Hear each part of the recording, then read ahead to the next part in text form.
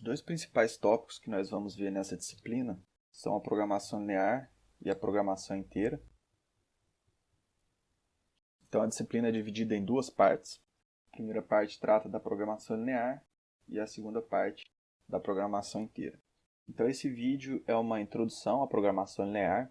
Eu vou explicar o que é a programação linear e ao longo dos próximos vídeos eu vou apresentar exemplos e aplicações da programação linear, que é uma ferramenta essencial e fundamental para que nós possamos estudar a programação inteira posteriormente. Então, a programação linear, ela diz respeito à otimização, e no caso, otimização aqui pode significar tanto maximização ou minimização, de uma função linear, e linear aqui no caso é uma palavra-chave, respeitando-se um conjunto de restrições lineares. Ao longo desse vídeo eu acredito que vai ficar mais claro o que eu quero dizer com função linear e restrições lineares. O principal método para a resolução de programas lineares é o método simplex, que é o método que nós vamos estudar nessa disciplina. E como o método simplex é uma ferramenta chave para a resolução de programas lineares, ele também acaba sendo uma ferramenta chave para a resolução de problemas de programação inteira. E o termo programação, ele não está ligado à programação de computadores. Então, no contexto de programação linear e programação inteira e programação matemática, a palavra programação ela tem o sentido de planejamento. Então, um exemplo de problema de programação linear é o seguinte. Bom, antes disso, é interessante eu mencionar que problemas de programação linear são também conhecidos como programas lineares. Então, um exemplo seria o seguinte problema: minimizar 5x1 mais 2x2 sujeito a x1 mais x2 menor ou igual a 10, x1 maior ou igual a 0, x2 maior ou igual a 0. Então, isso é um exemplo de programa linear. Então, no caso, x1 e x2 são variáveis de decisão. Então, o que significa resolver esse problema de programação linear? Nós queremos dar valores para x1 e x2, e esses valores eles devem obedecer às restrições do problema. Portanto, só são válidos os valores de x1 e x2, tais que x1 seja maior ou igual a 0 e x2 seja maior ou igual a 0. E, além disso, a soma de x1 e x2 deve ser menor ou igual a 10. Então, essas são as restrições do problema. O conjunto de atribuições que satisfaz as restrições do problema é o conjunto das soluções viáveis. Então, qualquer valor de x1 e x2 que satisfizer essas restrições é uma solução viável. E o objetivo do problema de programação linear é encontrar uma solução viável tal que a expressão da função objetivo seja mínima. Então, dentre todos os possíveis valores de x1 e x2 que satisfazem as restrições, nós queremos aquela atribuição que tenha valor mínimo na função objetivo.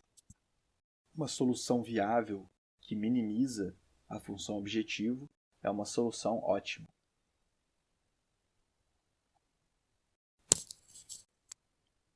Os outros valores que aparecem na formulação do problema, no caso aqui na função objetivo nós temos os coeficientes 5 e 2, nas restrições nós temos aqui os coeficientes 1, 10, 1, 0, 0. Esses valores são parâmetros do problema, eles são dados. e eles são fixos.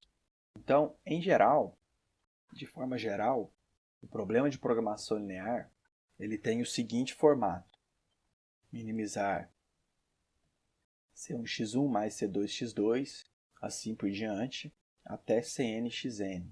Então, nesse problema geral, nós temos n variáveis de decisão, sujeito a um conjunto de restrições. Então, a nossa primeira restrição, ela diz que A11x1 mais A12x2 mais A1nxn deve ser menor ou igual a B1. E nós podemos ter várias restrições desse tipo. Então, de forma mais geral, nós poderíamos ter m restrições desse tipo. Então, o primeiro índice dos coeficientes aqui, ele indica o número da restrição. Então, na restrição m, o coeficiente da variável x1 mais na restrição m, o coeficiente da variável x2, assim por diante, até ANNXN menor ou igual a BM. Então, são m restrições. E, tipicamente, nós exigimos que as variáveis sejam não negativas.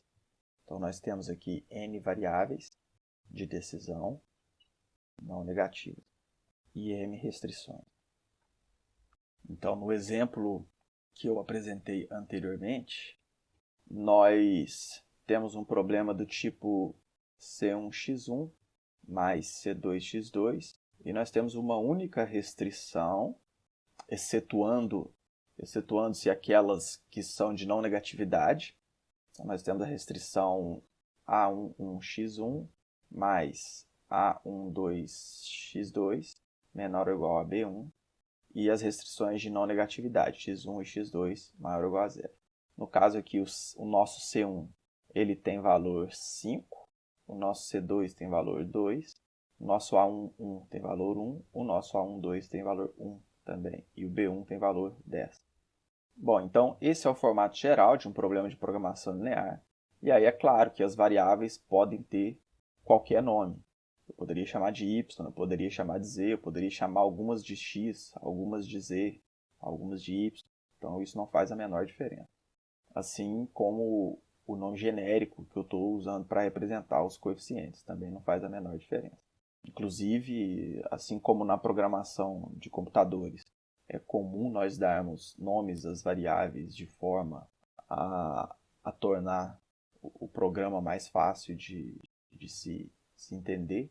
Isso também é uma prática comum aqui. Geralmente, dependendo do problema, nós vamos ter tipos diferentes de variáveis ou variáveis utilizadas com objetivos diferentes dentro daquele problema e nós usamos nomes diferentes para distinguir umas das outras.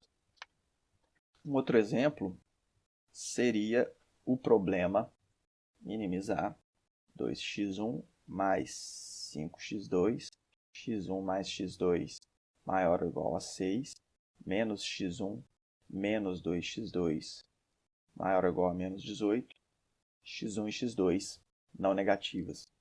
Nós podemos desenhar esse problema graficamente, e eu vou ensinar como fazer isso nas próximas aulas, mas representado graficamente, esse problema teria a seguinte forma. Então, se nós considerarmos aqui o plano cartesiano, uma vez que nós só temos duas variáveis, x1 e x2, nós conseguimos plotar aqui quais são os valores aceitáveis que nós podemos dar para x1 e x2.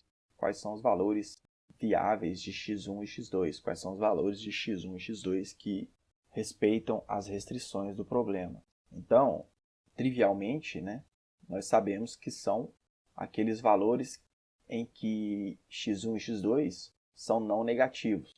Então, já seriam os valores aqui nesse primeiro quadrante.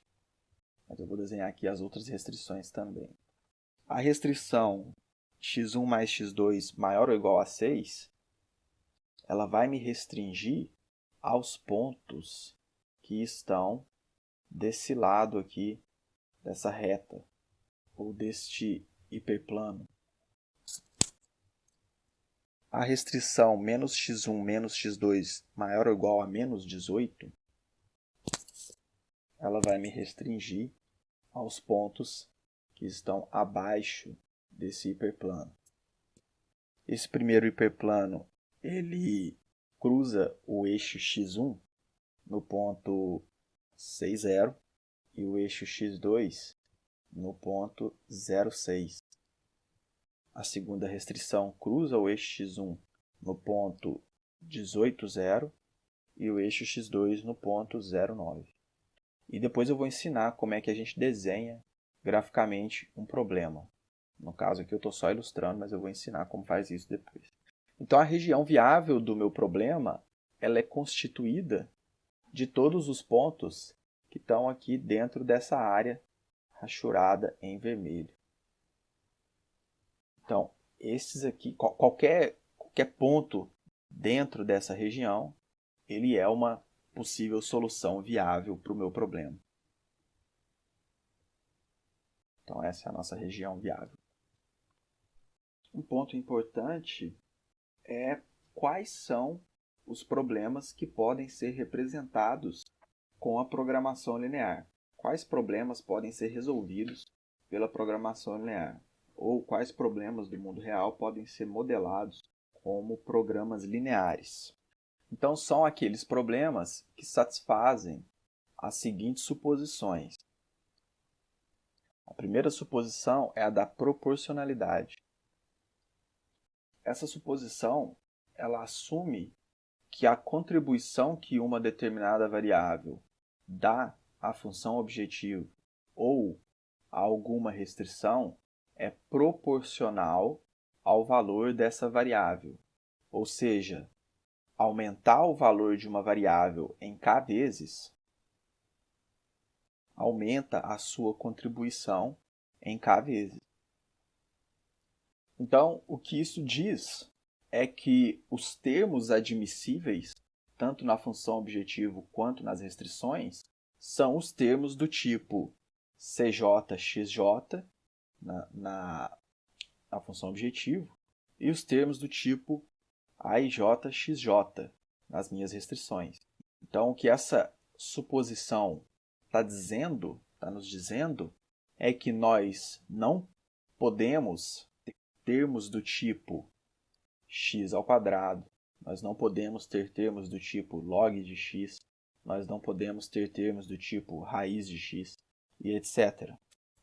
Então, se o meu problema ele requer que em algum momento eu use alguma coisa desse tipo aqui, então o meu problema não pode ser representado via programação linear, porque os únicos termos que eu posso utilizar são do tipo coeficiente multiplicado por variável. A outra suposição que é preciso atender para formular um problema como um programa linear é a suposição da aditividade.